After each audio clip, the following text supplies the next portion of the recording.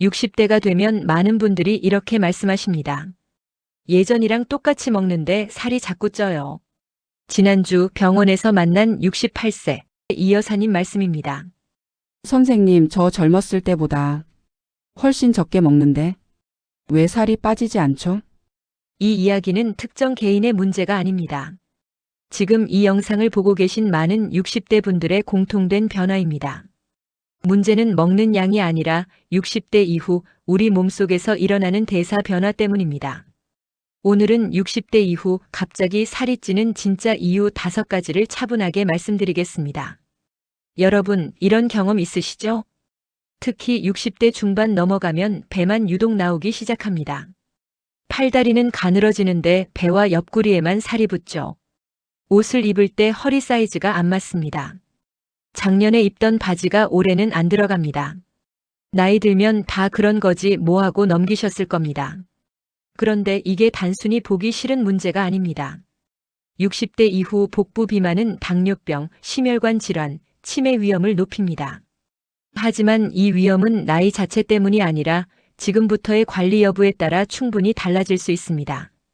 더 무서운 건 이겁니다. 체중계 숫자는 그대로인데 근육은 빠지고 지방만 늘어나는 경우가 많습니다. 이걸 은밀한 비만이라고 부릅니다. 하지만 아직 늦지 않았습니다. 원인을 제대로 알면 충분히 관리할 수 있습니다. 먼저 한 가지 분명히 말씀드릴 게 있습니다. 60대 이후 체중 증가는 게으름이나 폭식 때문이 아닙니다. 많은 분들이 나는 예전보다 훨씬 적게 먹는데 왜 살이 찔까? 라고 고민하십니다. 이건 여러분 잘못이 아닙니다. 실제로 연구 결과를 보면 놀라운 사실이 있습니다. 60대는 30대에 비해 같은 음식을 먹어도 칼로리 소모량이 30% 이상 줄어듭니다. 어떻게 이런 일이 가능할까요? 바로 대사의 문제입니다. 대사란 우리 몸이 음식을 에너지로 바꾸는 과정입니다. 60대가 되면 이 과정이 전체적으로 느려집니다. 마치 오래된 차가 기름을 많이 먹지만 잘 안 나가는 것처럼요. 이제부터 말씀드리는 5가지 이유는 단순한 상식이 아니라 우리 몸에서 실제로 일어나는 변화입니다. 자, 이제 본격적으로 첫 번째 이유부터 말씀드리겠습니다. 첫 번째 이유는 근육량 감소입니다. 30대부터 근육은 10년마다 약 3에서 8%씩 줄어듭니다. 60대가 되면 이 속도가 더 빨라집니다. 왜 근육이 중요할까요? 근육은 우리 몸에서 칼로리를 가장 많이 태우는 조직입니다. 가만히 앉아 있어도 근육이 많으면 칼로리가 더 많이 소모됩니다. 근육 1kg은 하루에 약 13칼로리를 소모합니다. 반면 지방 1kg은 하루 4.5칼로리만 소모하죠. 3배 차이입니다. 결국 핵심은 이겁니다. 예전과 똑같이 살아도 근육이 줄어들면서 몸은 매년 지방을 조금씩 더 저장하게 됩니다. 두 번째 이유는 호르몬 변화입니다. 여성의 경우 폐경 후 에스트로겐이 급격히 감소합니다. 에스트로겐은 지방 분배를 조절하는 호르몬입니다. 에스트로겐이 줄어들면 지방이 엉덩이나 허벅지가 아니라 배에 쌓이기 시작합니다. 이게 바로 폐경 후 배가 나오는 이유입니다. 남성도 마찬가지입니다. 테스토스테론이 50대 이후 매년 1에서 2%씩 감소합니다. 테스토스테론은 근육 유지와 지방 연소에 중요한 역할을 합니다. 이 호르몬 변화는 자연스러운 노화 과정이지만 생활 습관으로 속도를 늦출 수는 있습니다. 그런데요, 여기서 끝이 아닙니다. 잠깐 본격적으로 나머지를 말씀드리기 전에 이것부터 확인하셔야 합니다. 이 대사 변화가 모든 분에게 똑같이 나타나는 건 아닙니다. 하지만 특히 위험한 분들이 있습니다. 첫째, 운동을 거의 안 하시는 분들입니다. 활동량이 줄어들면 근육 손실이 더 빠릅니다. 특히 계단 대신 엘리베이터, 걷기 대신 차를 이용하시는 분들은 근육이 급격히 줄어듭니다. 둘째, 수면이 부족하신 분들입니다. 잠을 제대로 못 자면 식욕 조절 호르몬이 망가집니다. 배고픔을 느끼는 호르몬은 증가하고 포만감을 느끼는 호르몬은 감소합니다. 셋째, 만성 스트레스를 받으시는 분들입니다. 스트레스 호르몬인 코르티솔이 높으면 특히 배에 지방이 쌓입니다. 또 단 음식을 더 찾게 됩니다. 넷째, 갑상선 기능이 떨어진 분들입니다. 갑상선은 대사를 조절하는 핵심 기관입니다. 갑상선 기능이 떨어지면 같은 음식을 먹어도 체중이 더 늘어납니다. 이런 분들은 같은 나이라도 체중 증가가 더 심하고 관리도 더 어렵습니다. 그럼 이제 나머지 3가지, 그 중에서도 가장 중요한 한 가지를 말씀드리겠습니다. 3번째 이유는 기초대사량 감소입니다.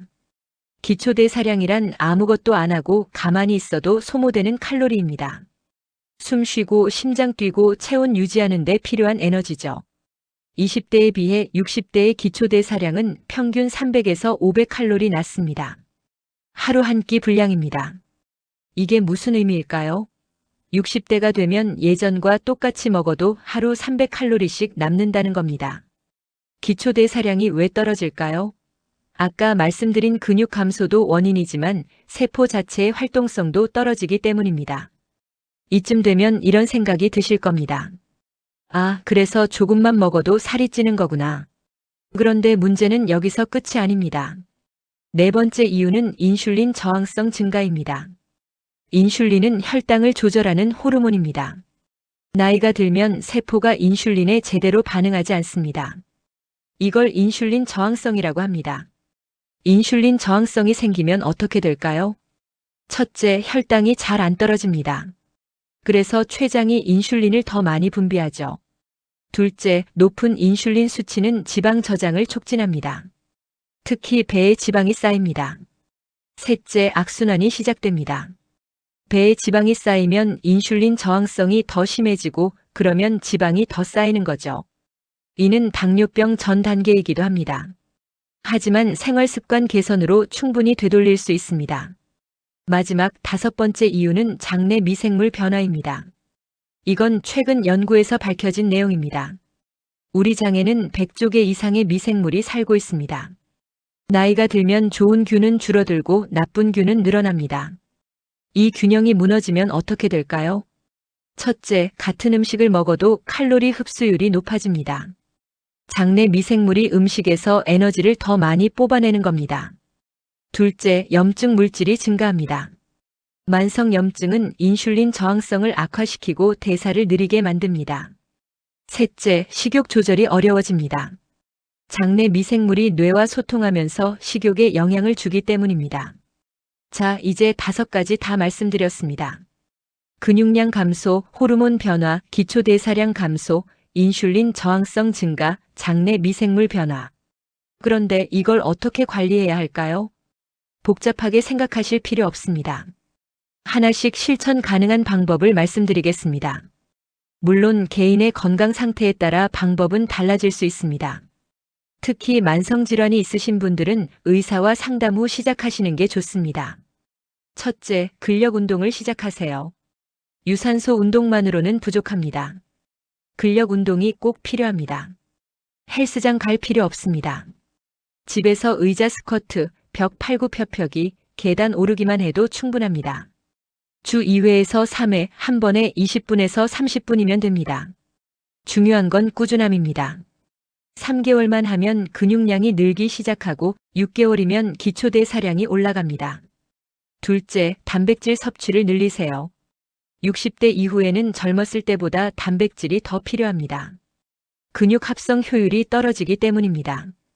하루 체중 1kg당 1g에서 1.2g이 적당합니다. 60kg이면 60g에서 72g입니다. 아침부터 단백질을 챙기세요. 계란 2개, 두부 1모, 생선 1토막, 닭가슴살 100g 정도면 하루 필요량을 채울 수 있습니다. 셋째, 식사 시간을 조절하세요. 간헐적 단식이 효과적일 수 있습니다. 하루 3끼를 12시간 안에 다 드시는 겁니다. 예를 들어 오전 8시부터 저녁 8시까지만 식사하는 거죠.